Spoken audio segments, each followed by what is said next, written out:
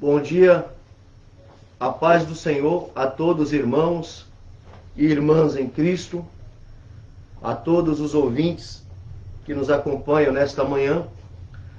Vamos fazer uma leitura bíblica em Apocalipse capítulo 2, versículos 1 ao 7. Apocalipse capítulo 2, versículo 1 ao 7.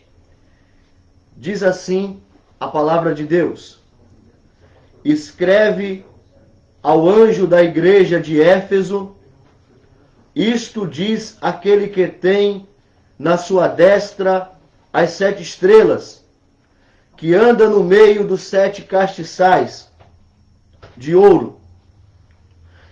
Conheço as tuas obras, e o teu trabalho, e a tua paciência, e que não podes sofrer os maus, e puseste à prova os que dizem ser apóstolos e não são, e tu os achaste mentirosos. E sofreste, e tens paciência, e trabalhaste pelo meu nome, e não te cansaste. Tenho, porém, contra ti que deixaste o teu primeiro amor. Lembra-te, pois, de onde caíste, e arrepende-te, e pratica as primeiras obras. Quando não, brevemente a ti virei, e tirarei do seu lugar o teu castiçal, se não te arrependeres. Tens, porém, isto, que odeias as obras dos nicolaítas, as quais eu também odeio. Quem tem ouvidos, ouça o que o Espírito diz às igrejas. Ao que vencer, dar-lhe-ei a comer da árvore da vida que está no meio do paraíso de Deus.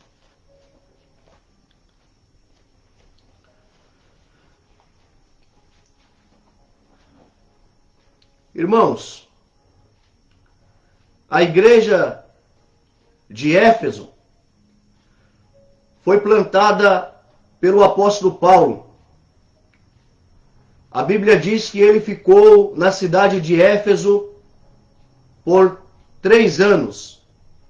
Atos 20, versículo 31. Posteriormente,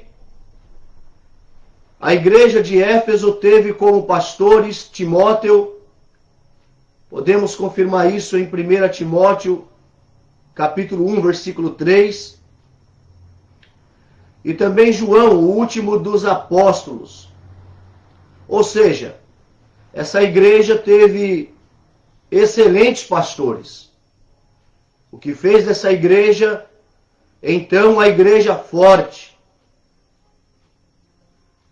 A cidade de Éfeso era um grande centro comercial.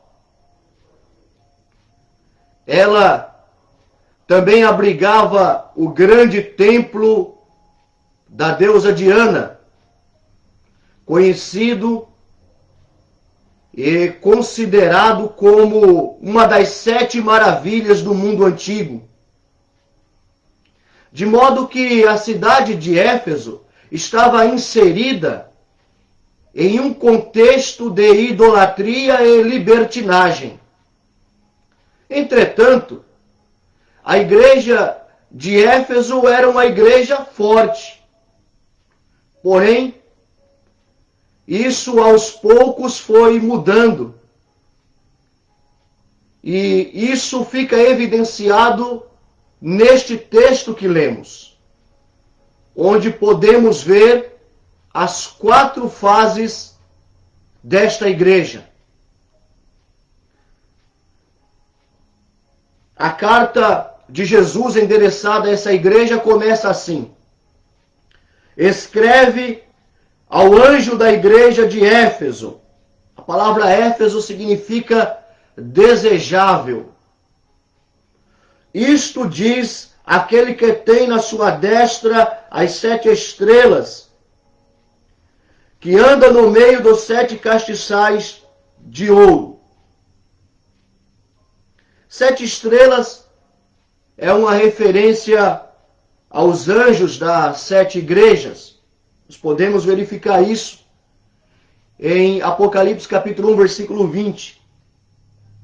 7 castiçais é uma referência às 7 igrejas. O que nós entendemos aqui no início dessa carta, na apresentação da carta a esta igreja, é que Jesus, o cabeça da igreja, o dono da igreja, ele tem o controle dos pastores das igrejas, da liderança da igreja, e ele também não abandona a sua igreja. O versículo 1 deixa claro que ele anda no meio dos 7 castiçais de ouro.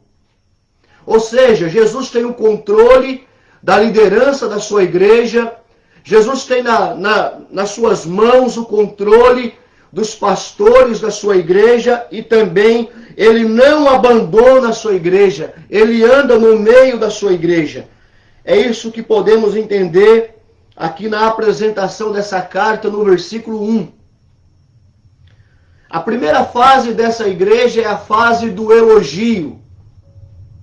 Apocalipse capítulo 2, versículos 2 e 3. Conheço as tuas obras e o teu trabalho e a tua paciência, e que não pode sofrer os maus, e puseste à prova os que dizem ser apóstolos e não são, e tu os achaste mentirosos. E sofreste, e tens paciência, e trabalhaste pelo meu nome, e não te cansaste. Note que a primeira fase dessa igreja é a fase do elogio, e isto fica evidenciado nos versículos 2 e 3. Essa igreja foi elogiada pela sua perseverança nas provações. O contexto aqui era de perseguição. O imperador desta época era Domiciano. Domiciano foi imperador de 81 a 96 depois de Cristo. Domiciano exigia adoração. Na época tinha o chamado culto ao imperador. Domiciano perseguia os cristãos que recusavam adorá-lo como se ele fosse um deus. Segundo o Dr. Russell Champlin, Domiciano era considerado como o segundo Nero. Tamanha a crueldade deste imperador. Portanto, o contexto que nós estamos falando aqui é um contexto de perseguição. João, o último dos apóstolos, na oportunidade que essa carta foi destinada a Éfeso, estava preso. Preso por causa da palavra de Deus e do testemunho de Jesus Cristo, é o que está escrito em Apocalipse 1 e 9. Eu, João, que também sou vosso irmão e companheiro na aflição e no reino, e paciência de Jesus Cristo, estava na ilha chamada Pátimos, por causa da palavra de Deus e pelo testemunho de Jesus Cristo. Então note que o contexto é de perseguição.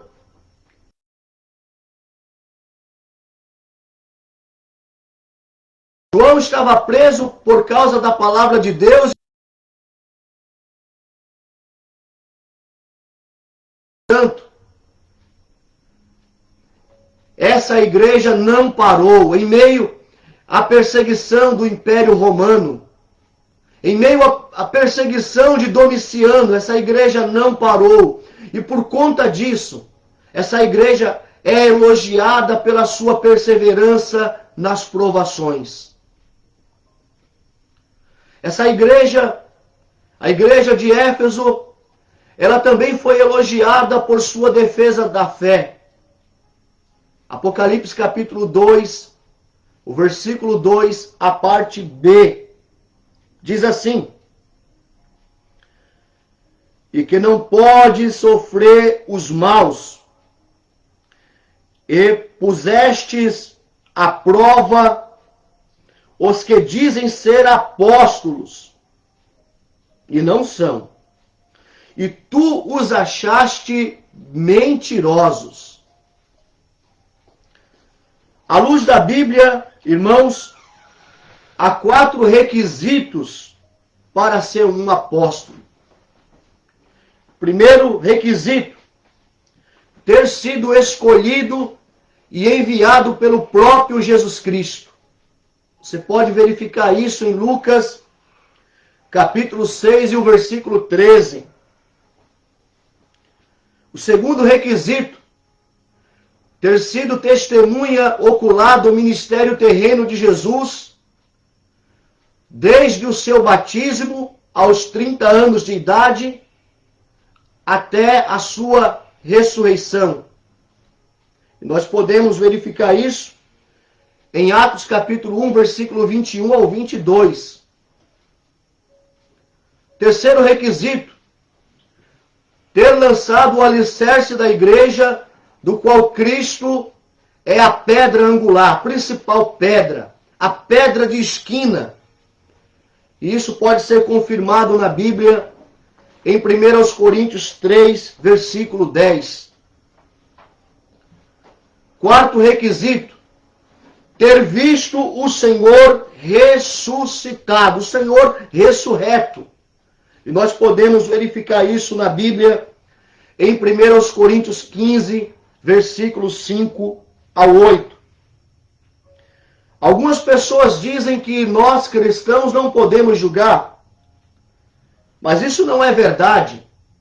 Isso, à luz da Bíblia, não tem cabimento, não se sustenta. Observe que a igreja de Éfeso julgou conforme a reta justiça, colocou à prova pessoas que se intitulavam apóstolos, mas que não eram apóstolos, eram mentirosos. A Bíblia fala que nós devemos também julgar a profecia. Mas, quando a Bíblia fala sobre julgamento, sobre julgar, ela nos ensina que devemos julgar segundo a reta justiça. E Éfeso fez exatamente isso. Colocou à prova pessoas que diziam ser apóstolos, mas não eram. Eram falsos, eram mentirosos, eram impostores.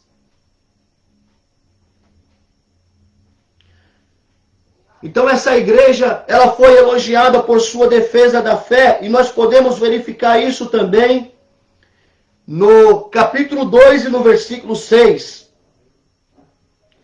Tens, porém, isto, que odeias as obras dos nicolaítas, as quais eu também odeio. Nicolaítas vem de Nicolau, que era diácono. Os nicolaítas aqui eram uma seita que tentava criar uma classe de sacerdotes dominantes na igreja de Éfeso. Essa seita, composta de cristãos imorais, cristãos entre aspas, ensinavam que os cristãos podiam pecar, porque o que é feito na carne não afeta o espírito. As pessoas que faziam parte dessa seita, a seita dos nicolaítas, ensinavam que os cristãos deveriam ceder ao pecado para assim entender o que era o pecado. E a igreja de Éfeso se opôs a isto, fazendo a sua defesa da fé, versículo 6, Tens, porém, isto, que odeias as obras dos nicolaítas, as quais eu também odeio.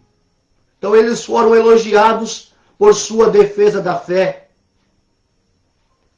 Eles também foram elogiados por sua fidelidade a Jesus Cristo. Apocalipse 2, versículo 3. A parte B. E trabalhaste pelo meu nome. Portanto, foram elogiados pela sua fidelidade à pessoa de Jesus Cristo.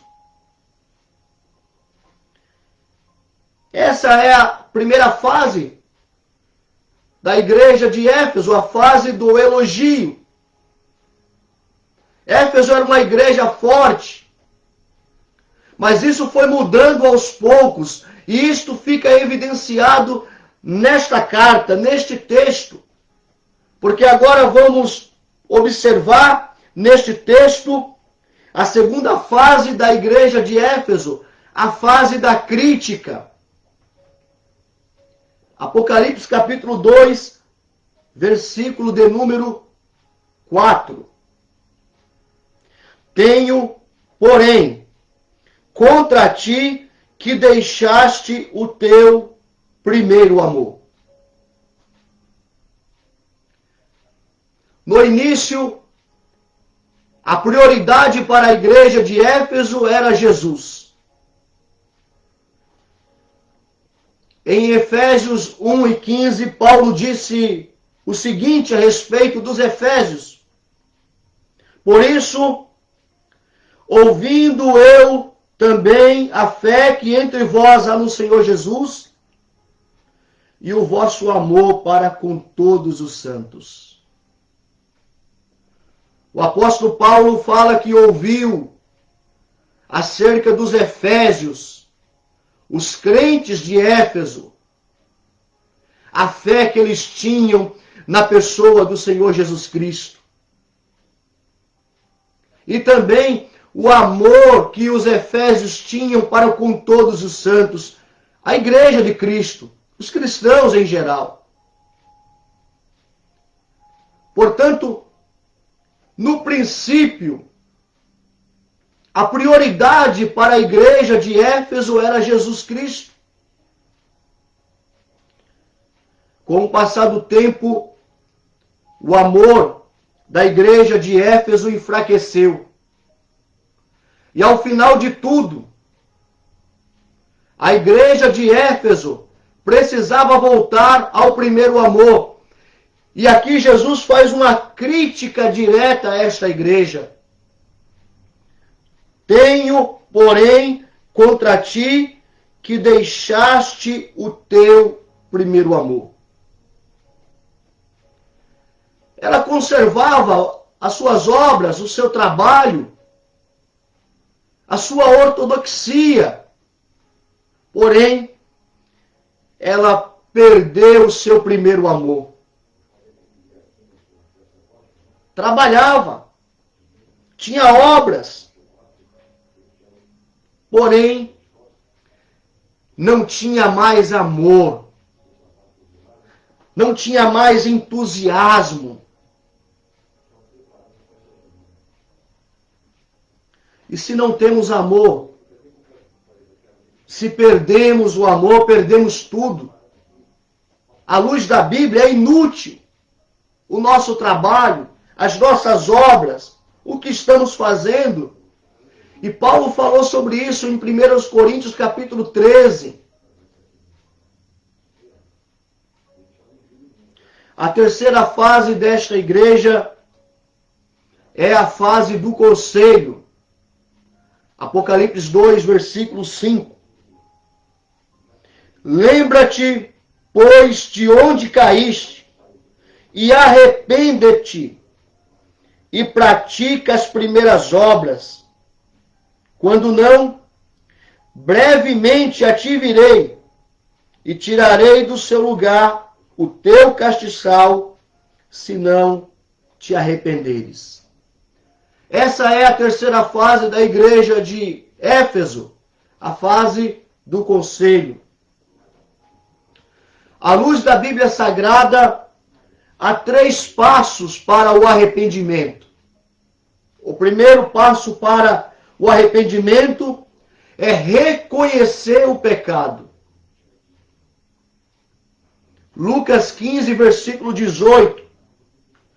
Pai, pequei contra o céu e perante ti. Note, o filho pródigo, ele reconheceu o seu pecado. Ele disse, Pai, pequei contra o céu e perante ti. Este é o primeiro passo para o arrependimento, reconhecer o pecado. O segundo passo para o arrependimento é confessar o pecado. Mateus capítulo 3, versículo 6. E eram por ele batizados no Rio Jordão, confessando os seus pecados. Mateus capítulo 3 nos apresenta um relato onde multidões iam ao deserto da Judéia para ouvir a pregação de João Batista. E ao ouvir a mensagem, ao ouvir o evangelho, aquelas pessoas eram batizadas por João Batista nas águas do Jordão, confessando os seus pecados. O segundo passo, irmãos, para o arrependimento é a confissão de pecados. Provérbios capítulo 28 diz, se não me falha a memória, no versículo 13, que aquele que confessa e deixa alcança misericórdia. Porém, aquele que não confessa nunca prosperará. O terceiro passo para o arrependimento é abandonar o pecado. João capítulo 8, versículo 11. E disse-lhe Jesus, nem eu também te condeno, vai-te e não peques mais. Foram palavras de Jesus para uma mulher que foi apanhada no ato de adultério. Ele disse, ninguém te condenou, eu também não te condeno, vai e não peques mais. Porque o terceiro passo para o arrependimento, a prova para o arrependimento é o abandono do pecado. Então, à luz da Bíblia, 3 passos para o arrependimento. Reconhecer o pecado, Lucas 15, 18. Confessar o pecado, Mateus 3 e 6. E abandonar o pecado, João 8 e 11. A quarta fase da igreja de Éfeso é a fase da promessa. Apocalipse capítulo 2, versículo 7. Quem tem ouvidos, ouça o que o Espírito diz às igrejas. Ao que vencer, dar-lhe-ei a comer da árvore da vida que está no meio do paraíso de Deus. Note que essa carta, em um primeiro momento, foi endereçada à igreja de Éfeso. Mas na conclusão dessa carta, observe que é uma mensagem que deve ser aplicada também às nossas vidas, porque o versículo 7, a parte A, diz: quem tem ouvidos, ouça o que o Espírito diz às igrejas. Isso diz respeito a nós, a mim e a você, a igreja de Cristo hoje. Aqueles que ouvem o Evangelho, a pregação, a palavra de Deus. E aqui nós temos uma promessa. A promessa não é para todos. A promessa é para o que vencer. A promessa é para os vencedores. Jesus disse, dar-lhe-ei a comer da árvore da vida, que está no paraíso de Deus. A árvore da vida no passado estava localizada no Éden. O Éden ficava ali na Mesopotâmia. Mesopotâmia significa terra entre rios, porque nós tínhamos ali os rios Eufrates, Tigres. E essa região hoje corresponde à região do Iraque. A árvore da vida, no passado, ela estava ali no Éden. Podemos verificar isso em Gênesis 3:22. Então disse o Senhor Deus: eis que o homem é como um de nós, sabendo o bem e o mal. Ora, para que não estenda a sua mão e tome também da árvore da vida, e coma e viva eternamente. Gênesis 3:22. Após o pecado, os nossos pais, Adão e Eva, foram proibidos de comer do fruto da árvore da vida. E aqui nós observamos também uma manifestação da graça de Deus. Porque se o homem comesse, após o pecado, do fruto da árvore da vida, o homem seria um pecador eterno. Isso nós aprendemos quando estudamos a doutrina da salvação, a soteriologia. Então nós vemos aqui nessa proibição de Deus, em Gênesis 3:22, a manifestação da sua graça. A árvore da vida, hoje, atualmente, à luz da Bíblia, ela está no paraíso de Deus, conforme Apocalipse 2:7. Dar-lhe-ei a comer da árvore da vida que está no meio do paraíso de Deus. E nós podemos confirmar isso também em Apocalipse 22:2. No meio da sua praça, e de um e de outro lado do rio, estava a árvore da vida, que produz 12 frutos, dando seu fruto de mês em mês, e as folhas da árvore são para a saúde das nações. No passado, a árvore da vida estava lá no Éden. Hoje, a luz da Bíblia está no paraíso de Deus. A árvore da vida, então, ela é prometida para os vencedores. Jesus disse: ao que vencer, dar-lhe-ei a comer da árvore da vida que está no meio do paraíso de Deus. Conclusão. Volte a relacionar-se com Deus. Volte para o lugar onde você caiu e recomece. É possível. Arrependa-se e viva uma nova vida com Deus. Eu quero nesse momento convidar você a fechar os seus olhos e orar ao término dessa mensagem. E que a palavra de Deus permaneça em seu coração. Que você seja uma boa terra. Que você tenha um coração circuncidado, como Paulo bem disse aos Romanos, em Romanos 2:29. Que a sua oração seja a oração do salmista, no Salmo 119, verso 11. Guardei a tua palavra no meu coração para não pecar contra ti. Quem sabe você não cometeu o mesmo pecado dos Efésios, mas cometeu um outro pecado. Arrependa-se. Volte ao lugar onde você caiu. Recomece hoje. É possível. Viva uma nova vida com Deus.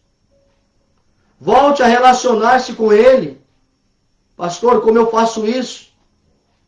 Nosso relacionamento com Deus se dá através da oração, da leitura bíblica, da meditação da palavra, dos nossos devocionais, do culto ao Senhor, o culto a Deus, da apresentação de cânticos, de louvores ao Senhor Deus. Volte a relacionar-se com Deus, volte a viver uma vida de experiência com Deus, de relacionamento íntimo com Deus. Oremos agora.